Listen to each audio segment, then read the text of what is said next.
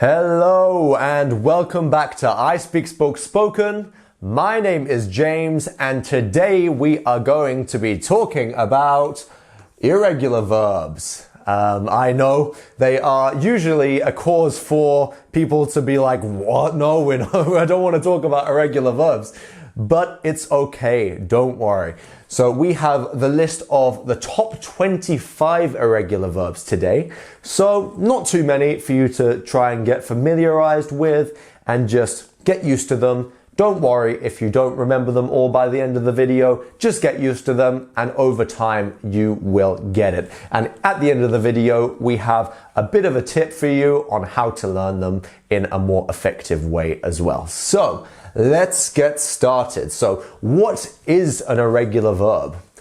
An irregular verb is the opposite of your normal form of a verb, which is ed ending. So you'd have three forms, which are the normal form for the verb, and then the two past tense forms will end in ed.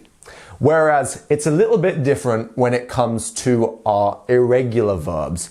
Irregular verbs are quite random. They don't follow any rhyme or reason. So you just need to learn them. And once you know them, you can use them in many, many different situations. So if you see when we're at the first one here, to be, you can see how to be actually each verb has three forms, but to be actually has two second forms here. And these are used in a little bit of a different way there. But yes, so was and were are the two middle forms for were and was. So this one is used differently depending on who you're talking about. He was, they, he, she, or it was, they were. So the only people that we say was for was I or he, she, or it. But then we have be as the first form and been as the last form. And you can always practice this by saying, I have been doing this. And this is a good way to kind of get used to using the present perfect while also practicing these verbs as well. So if you can repeat after me, be, was, were, and been. Fabulous. Really good job. So they were happy at the party. And that is a form of the past simple. And we are using were because it's they, not I, he, she, or it. Next up, we have the verb to become. To become. So it's when you are something and then you change into something else. You become something else. And it doesn't just have to be a person. It could be a thing or anything. So the three forms that we have is become. If you want to repeat after me, become, became, and then we come back to become. So I have become. Fabulous. So we have here, so she has become a skilled artist. Lovely. If you can try and say the word skilled. Lovely. And then the word artist. Very good. So just remember the words that we have the red pronunciations for are the ones that people tend to generally get wrong. So we have highlighted them for you so you can practice them. And I'm going to say most of them, but if I don't, you can just rewind and keep practicing and hear how I say them. And that's great. So she has become a skilled artist. Lovely. Next up, to begin. What is begin? Begin means to start something. It's another word for to start. So let's see. To begin. What is the second form? It's began. And then we have begun. So three different ones here. Begin, began, begun. So follow after me. Begin, began, begun. Good job. And keep going back and just practicing, saying them over and over again. The more, the better, because that's how it will stick in your brain. Next up, so we say the concert began at 8 p.m. So the concert started. You see, started is a regular verb there. So the concert began at 8 p.m. So perfect. Can you say the word concert? This means a place where music is being played for an audience. Concert. Concert. Fabulous. Good job. Okay, so now to number 4. So here's a bit of an interesting one. So the verb to break. Ooh. What does the verb to break mean? The verb to break means that something is whole and then it is not whole anymore. It's not the way that it should be. So maybe you have a glass bottle, you drop it on the floor and it breaks, it smashes, it stops being how it's meant to be. Maybe you fall over and break your arm and your arm isn't how it's meant to be. It's broken. It doesn't do what it's meant to do, you see. Okay, so broke is our next forms of this. So I broke my arm, you see. And then it's a bit interesting on this last one here. So broken can be used in the perfect tenses, but also we have a infinitive form for to break, which is to be broken, which is how we inverse this verb, which is when it's happening to you. So it is broken. It's like it's not breaking something, it is being broken itself. So the window was broken in the storm. The window didn't break the storm. The window was broken. It was itself broken. You also have, yes, so a lot of verbs have this form. So you have to love, to be loved yourself. And just pay attention to that when you're talking about something that is happening to someone personally or something personally. Perfect. Let's have a look now. So bring is our next one. To bring something is when you have an object or something and you're taking it to a place. You're bringing it to a place here. So bring, brought. Don't mix this up with bought. Make sure that you remember that we have brought and we have bought, which is a very different meaning here. Bought means you're buying something from the shop. You're spending your money and then they're giving you something. Whereas brought means you are bringing something, as we said just here. So try to make sure that you don't mix these ones up, but if you do, just keep practicing. And I'm sure that if you say bought, people are going to question you about it, so you will find out and know how to correct it. Let's do that. Okay, so next up, let's talk about here. So he brought his friend to the party. So what tense is this in? This is in the past simple, isn't it? So he brought his friend to the party. He did the action of bringing, and even though they're the same, we're using the second form because it is the past simple. Lovely. So next up, we have the verb to buy. And funnily enough, we have buy like this one. So to buy something, to spend money and to receive that thing. So the second form that we have here is bought. Remember, not brought, it's bought. Can you repeat? Bought. Bought. Fabulous. And then the third form is, once again, bought. Very good, very good. Keep on repeating when I'm saying these things, as they will really help with your pronunciation in English. All right, so I have bought a new bike. So what tense is this one in? Can you tell me? It is in the present perfect. So we're using have and then bought. So remember, we're going to use the third form, even though it is exactly the same as the second form.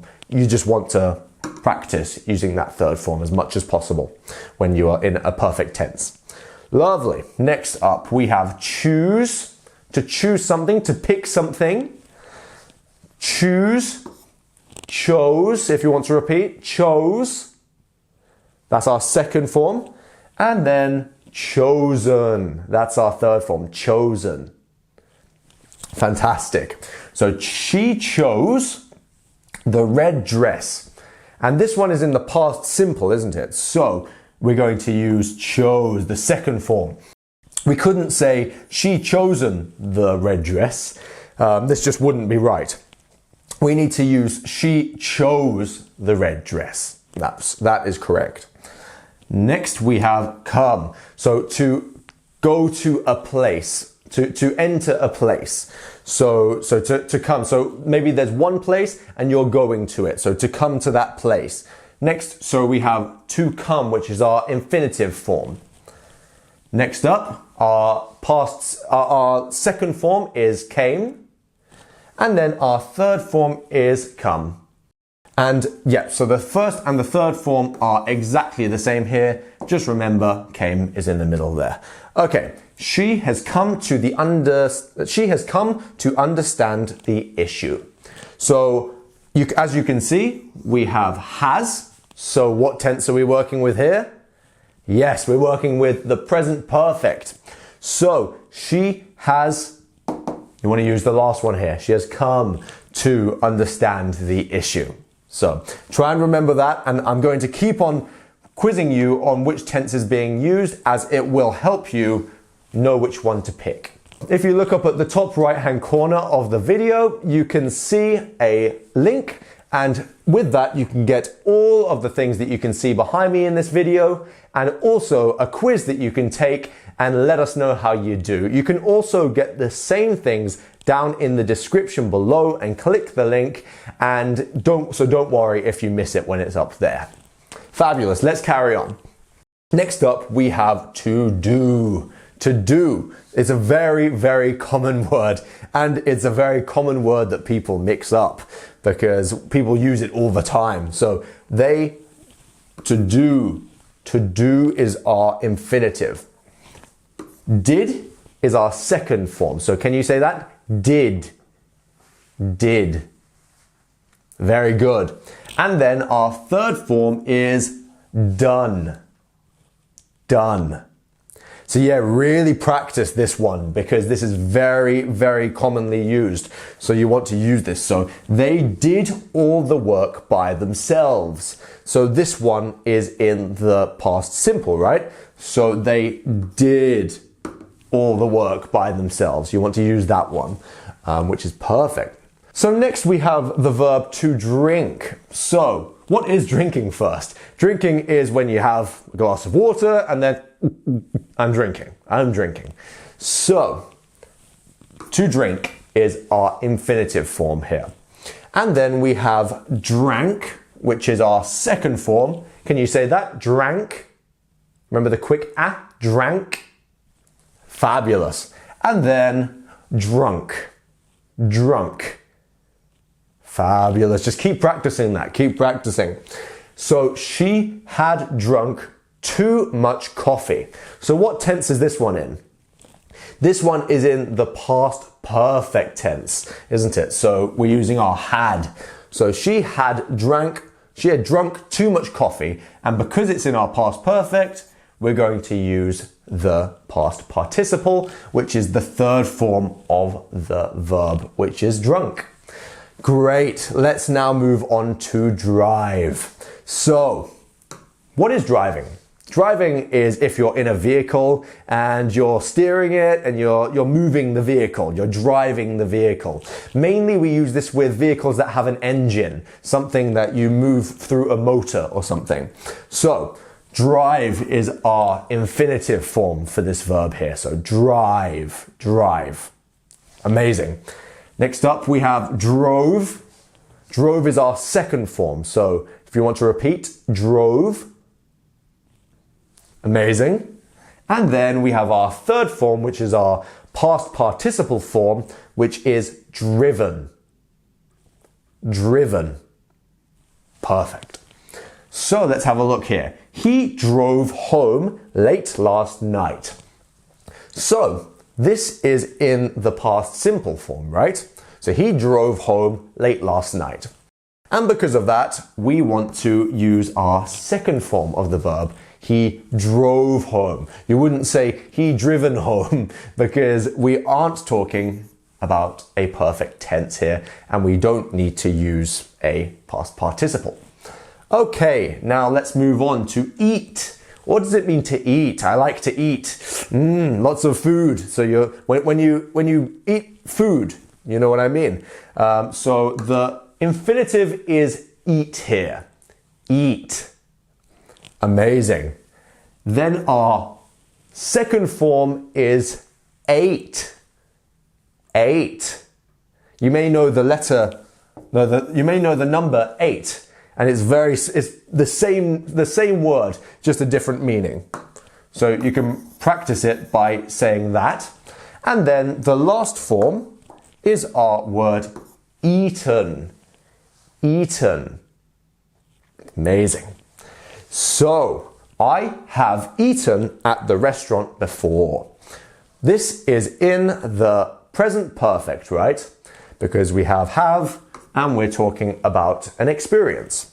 So, which one will we use? We're going to use the third form of the verb, right? We're going to use that past participle. And yes, so as you can see here, I have eaten, not I have ate or I have eat, I have eaten.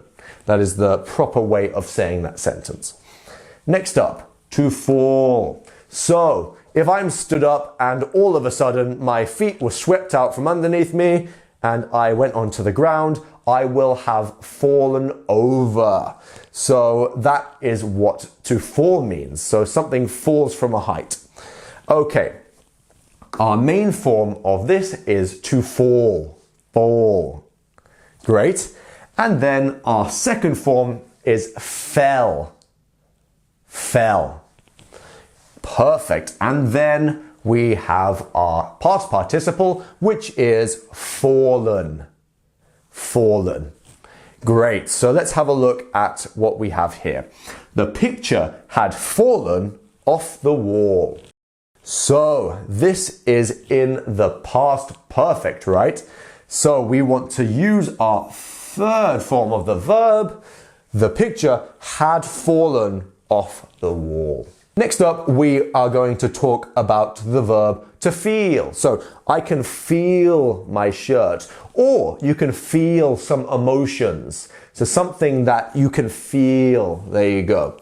So our infinitive form for the verb to feel is feel. It's to feel. And there we go. So then our second form is felt. Felt. Can you repeat that? Felt. Great. And then the third form is felt as well. Great. So she felt happy about the news. So she felt happy about the news. This is in the past simple, isn't it? So we are going to use the second form. Even though the third form is the same, it's good practice. So that's perfect. Next up, to find. So maybe you're looking for something and all of a sudden you see it and you get it and you found it. You now have it. So to find is our infinitive there. Okay. Found is then our second form. Found. Great. And then found once again. So let's have a look here. He found a coin on the ground. So this is in the past simple, and we are going to then use the second version, the second form of this verb. Next up, let's talk about to get. To get means that you've wanted something and you finally have it now. You get it. You get it. Great. So get is a bit of a funny one. As you can see here, we have two past participle forms here. So let's have a look. So to get. Can you repeat? To get. To get. Okay. There we are. To got.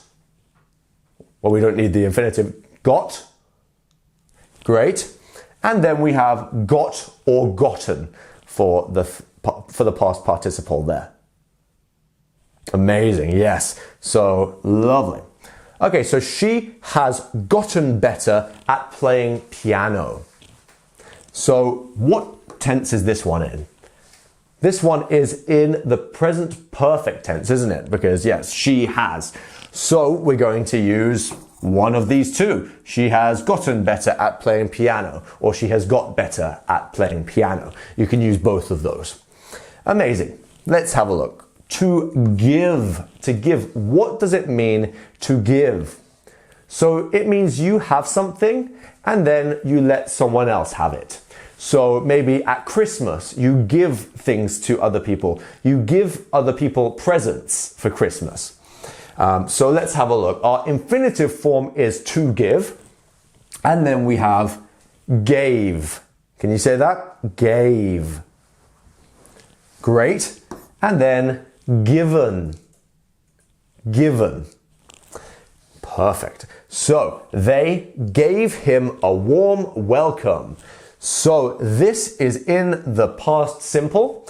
And now we want to use our second form and say they gave him a warm welcome. So next up we have the verb to go. To go is to go in a direction of somewhere. So I'm going to the shop. So where I am now and where I want to be, and this is the process of me going there, you see.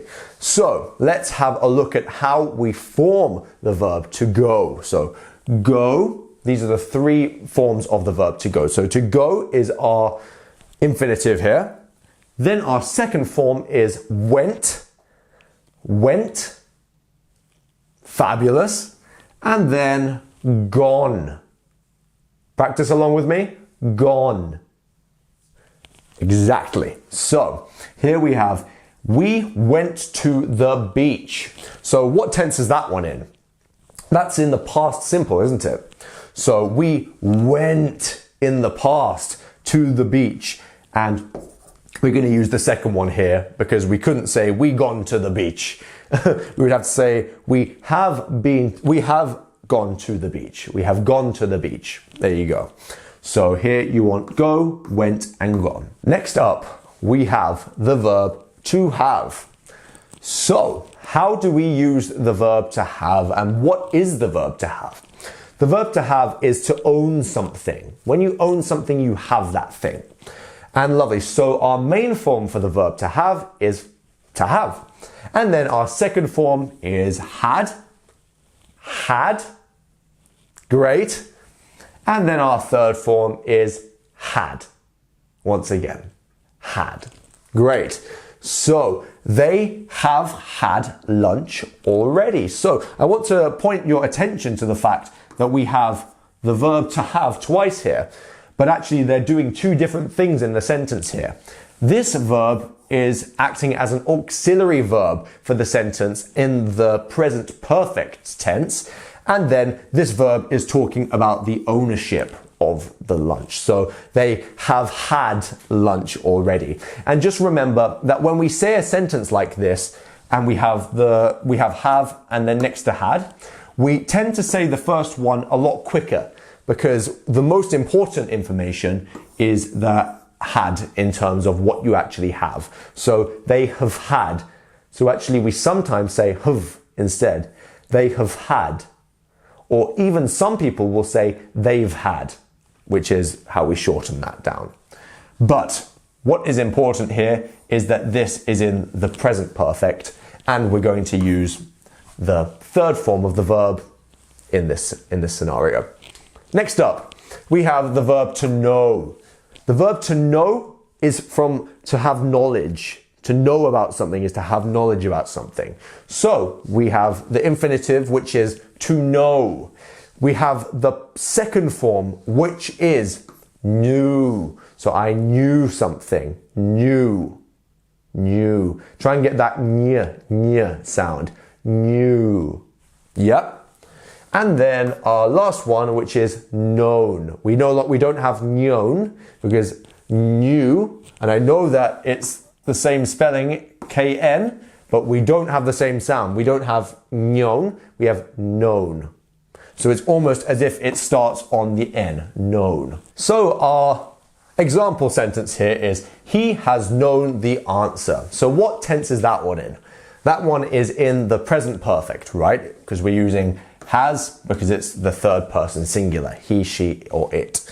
And then we are using the third form of the verb, to know. So he has known. We wouldn't say he has knew.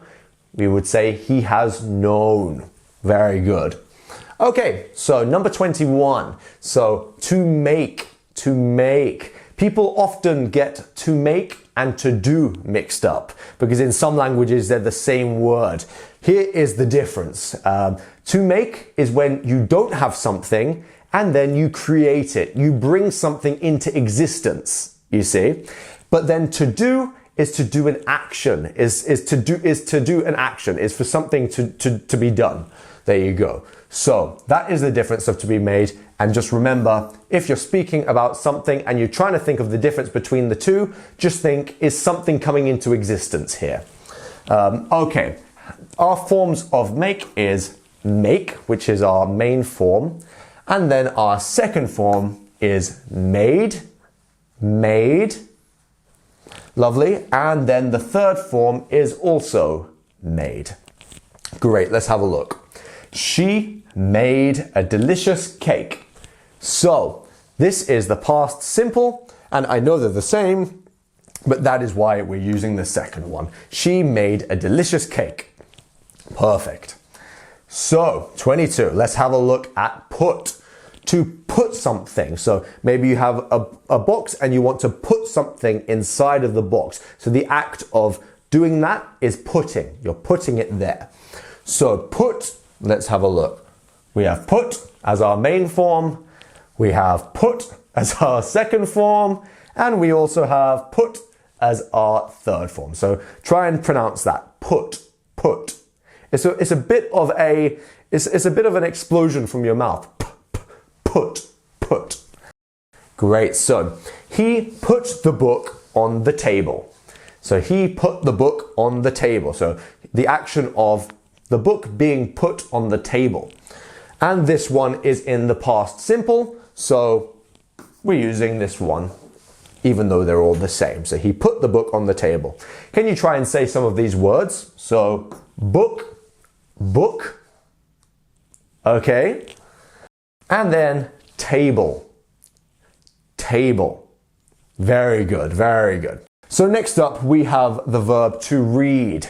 So here's a very interesting one because even though they're all spelt exactly the same, we have a few different meanings, we have a few different pronunciations here. So what is to read? What does that mean? It means when you have a book and then the information is going into your mind or you're speaking out the words. That is what reading is. So the interesting thing about the verb to read is even though they are all spelled exactly the same way, we have a little bit of a different pronunciation there. So we have to read, which is our main form. To read, to read. Amazing. And then I want you to pronounce this one, read. Read. Exactly. And even though it's spelled exactly the same, you just got to know through the context that that is a different pronunciation. And after a while, it will just become second nature for you to use that. So the third form is read as well. So we have read, read, and read. So let's see what we have down here. I have read all his novels. So this is in the present perfect, right? So I have read all his novels. So we're using the third form, the past participle form for that. Next up, we have the verb to take. So to take is when there is something and then you have it in your hand and then you now feel like you own that thing. Most of the time you wouldn't say to someone, can I take this, if you're in a shop or something, because they may think that you're trying to steal that thing. But to take is for someone else to have it and then for you to have it. You take that thing. So how do we say these words here? So our infinitive form is to take. Our second form here is took. Can you say it? Took. Remember that Even if you feel silly doing it, don't worry, it's fine. You're gonna have better pronunciation if you do this. So, took. Took. Lovely. And then we have taken. Taken. Exactly. So, she took her time to decide. So that is in the past simple, right? So she took her time to decide. And we're using that second form of the verb took. Exactly. So next up we have write. To write. What does writing mean? So to write is to have a pen. I am writing. So I am writing. Okay, so that is how we write. And now we're going to look at the three forms for the verb to write.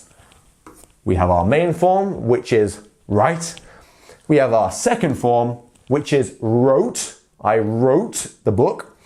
And then we have our third form, which is written. I have written a book. Next up, we have he has written a letter to his letter to his friend, which is in the present perfect tense, and that is why we are using the form written, the third form, the past participle form. Great, so these are very foundational verbs in English, and they're very commonly used. So it is very important that you practice these and you learn them, otherwise mistakes will happen in your speech. But don't worry if you don't remember them straight away. Like, you have time and you can practice them and just keep going over and over and over them over time. But we actually have some ways for you to remember that we're going to tell you about. So, how to memorize them. So, a very, very useful way to memorize these and other things in English, but here we're talking about irregular verbs, is to create personal sentences. So you want to create sentences that mean something to you. And in that way, you're going to memorize the words much more because it matters. Your brain is going to think, oh, I need this word because it matters to me. So write sentences like, let me see. Yesterday I wrote my first poem. It has been written in my special diary. So here you can remember wrote and also written. And try and write like a couple of sentences like this where you use each form of the verb, and then in no time you'll be remembering them, and then you'll be able to remember them forever. You know, just keep practicing them, keep practicing them. Another good way of doing it, and you can do both at the same time if you want, is to use spaced repetition. Spaced repetition is when you use flashcards or something like this. You can use you can use an app like Anki, or you can create your own physical flashcards, which is sometimes good because you actually get the chance to write them out yourself, and there's a bit more time in which you have to be with that word and remember it. But then over time, you space out the time in which you practice those words bit by bit by bit, and then over time you remember. So I would advise you to actually just try both, because firstly, you'll see which one works for you best, and secondly, maybe both work and they will both help instill those words in your brain. So yes, just keep going. Believe in yourself because you will get them, and keep going, and you will be speaking like a native in no time. So thank you very much for watching. Please like, comment, subscribe, and share. I've been James. We've been ISpeakSpokeSpoken, and joyfully